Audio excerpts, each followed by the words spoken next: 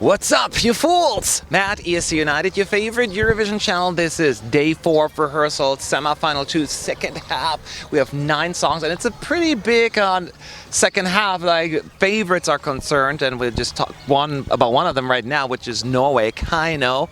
They rehearsed for the very first time today, Spirit in the Sky, and watch the clip on the YouTube channel of the Eurovision YouTube channel, and let us know what you think. But we want to talk about this as well, as we saw the whole thing and the way it was cut. So Zach, I'll let you go first on that one. What were your thoughts about KEiiNO's performance and staging? So I felt with the Grand Prix final from the national final that there's almost too much going on, on the stage, and I thought, one of the easiest things they can do is just simplify things a bit more. But I find almost that it's gone the opposite direction, where it's a little too simple, and the stage looks really sparse, and the stage isn't that big at all. But just with only 3 of them on there, it's more just kind of a simple performance, more so than I expected. And they're relying a lot on the background, kind of the color hues that kind of evoke the northern lights. And I'm just not sure if that's enough, if it's going to get lost in the mix. It's a really catchy, fun pop song. I feel like they're relying a lot on the crowd to really build the energy and get things really helping them to stand out. And I think that's what they're going to bank on. Yeah.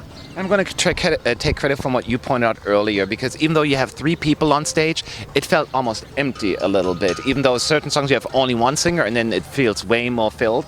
And you got that absolutely right, and that is exactly what I'm having as well. I'm not necessarily like crazy about the outfits all being in black, but the song just doesn't call for that, in my opinion. Now, first of all, they did sound fantastic.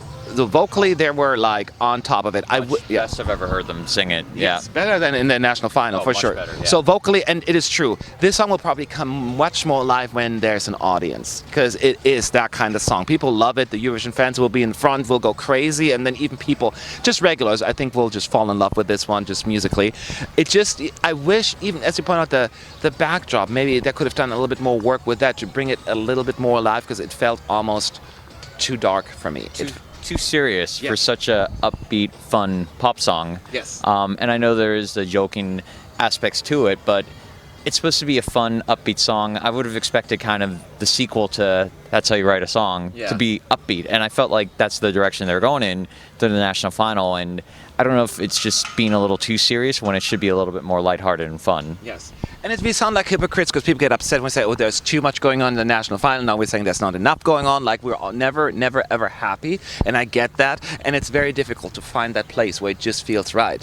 So I guess the only thing I was hoping for, as you said, the darkness and the excitement that was missing with that. So if they're going to have another rehearsal in a few days, just for, the second round of individual rehearsals, what should they focus on the most?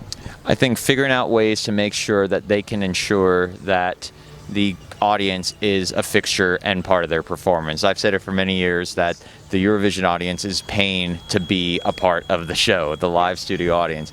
And it's a great marketing scheme for the EVU to get people to pay to be part of the props.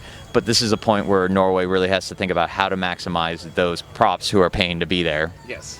That is exactly what it is. And they're not going to change everything, right? They're not going to change outfits and the lighting and the backdrop. I know that's not going to happen, so I can talk about this all day long. It's not going to make a difference. So what they now have to rely on really is the energy of the audience. And that is, maybe can they walk like a few steps forward? And I'm not saying I want to go like, come on! I'm not talking about that kind of, but there must be definitely the connection there. And I know the next rehearsal, there won't be anyone in the audience either, except for us, the press. So it's still going to be a little bit difficult. So, but that is what they decided to do.